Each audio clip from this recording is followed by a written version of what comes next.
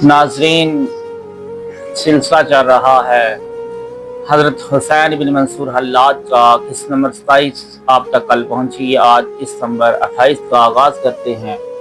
किस्त नंबर 27 में आपको बताया गया था कि इब्न मकना जिसने खुदाई का दावा किया, उसकी गिरफ्तारी के लिए अब्बासी खलीफा महदी ने 161 हिजरी में मुआज़ बिन मुस्लिम और साद खुर्शी को मकना की गिरफ्तारी के लिए भेजा और उसके बाद उसको गिरफ्तार किया गया और उसको दहती हुई आग में फेंका गया और उसका सर कलम करके बाकी धड़ को आग में ही रहने दिया।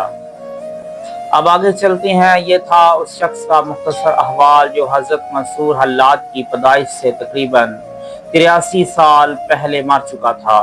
फिर भी हमारे तारीख नवीसों ने मकना खुरासानी को न सिर्फ हज़रत मंसूर हल्लाज का अहम असर करार दिया बल्कि दोनों में मुलाकात भी साबित कर दी और इस मंसूबे को जाहिर कर दिया, जिसके बाद मकना खुरासानी और मंसूर हल्लाज ने अपनी अपनी खुदाई के लिए इलाके तकसीम कर लिए।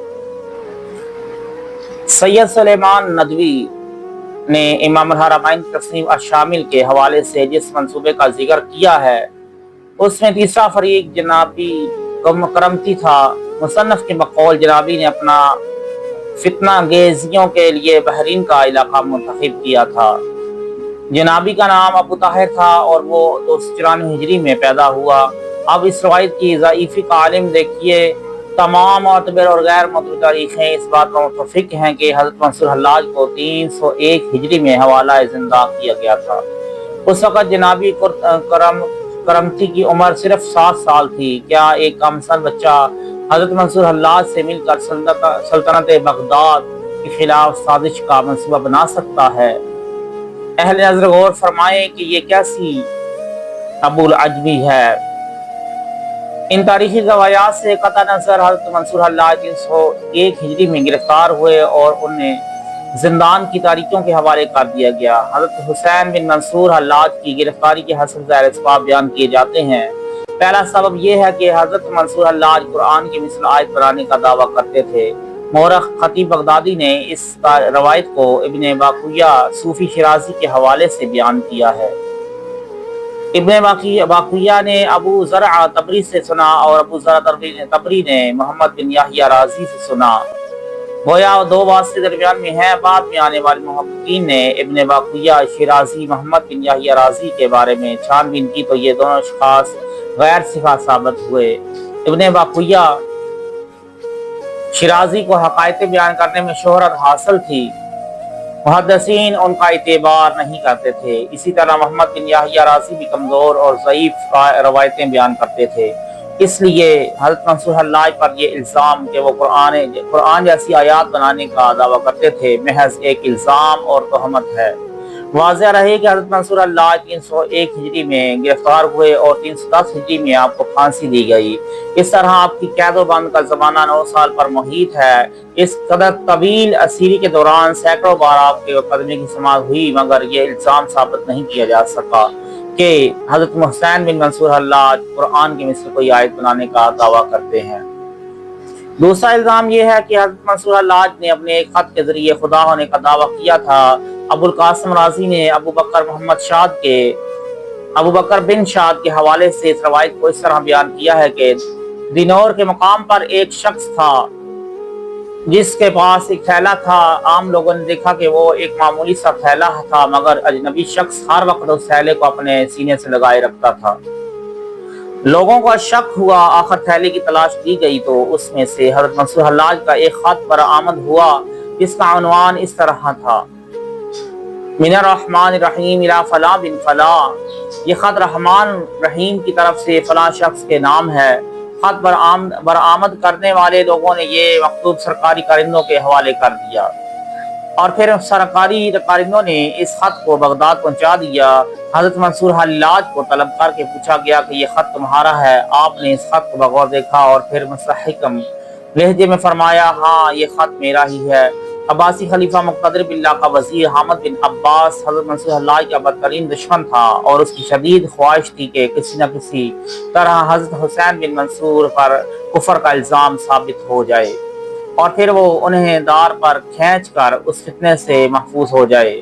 واضح رہے کہ حامد بن عباس نے خلیفہ مقتدر کے سامنے حضرت منصور حلّاج کو فتنہ ثابت کرنے کے لیے اپنی پوری طاقت صرف کر دی تھی۔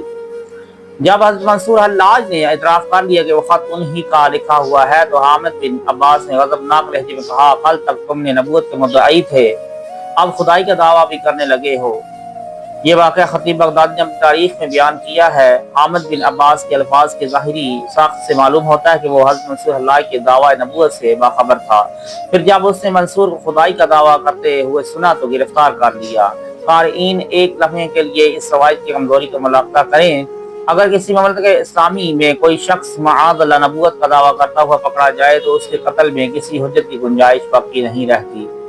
خطیب بغدادی کی اس روایت سے صاف پتہ چلتا ہے کہ حضرت منصور حلاج نے نبوت کا دعویٰ کیا تھا اور حامد بن عباس اس دعوے سے باخبر بھی تھا۔ پھر حضرت منصور حلاج کو اتنے دن زندہ رہنے کی مہلت کیوں دی گئی اور ان کے نئے دعوے کا انتظار کیوں کیا جاتا رہا؟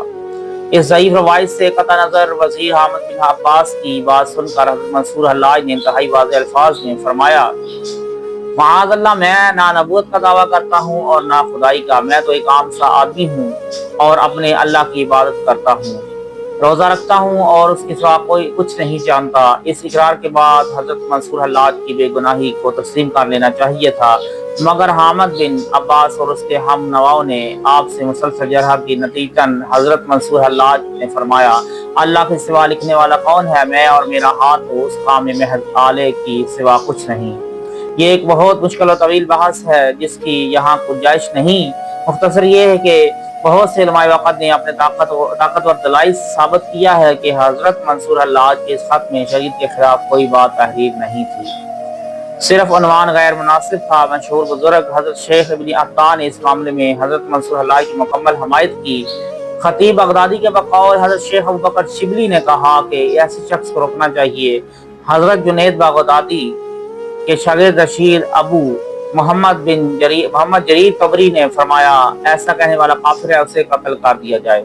محققین نے حضرت ابو جریر طبری کے اس خطے پر شدید اعتراض کیا ہے۔ ان لوگوں کی دلیل ہے کہ جب حضرت منصور حلاج نے اپنے خط کی وضاحت کر دی تھی تو حضرت ابو جریر طبری نے انہیں کافر اور واجب القتل کیوں قرار دیا؟ خطیب بغدادی کہتا ہے کہ اس خط کی وجہ سے حضرت منصور حلاج کے قتل کا فرمان جاری ہوا۔ بعد میں آنے والے محققین نے ثابت کر دیا کہ اس خط کے حوالے سے علماء اور فقہاء کی بڑی جماعت بھی منصور حلاج کو کافر ثابت نہیں کر سکی تھی، اس لیے یہ واقعہ ان کے قتل کی بنیاد نہیں۔ بعض مورخین نے خطیب بغدادی کی اس روایت کو ہی غلط قرار دیا ہے۔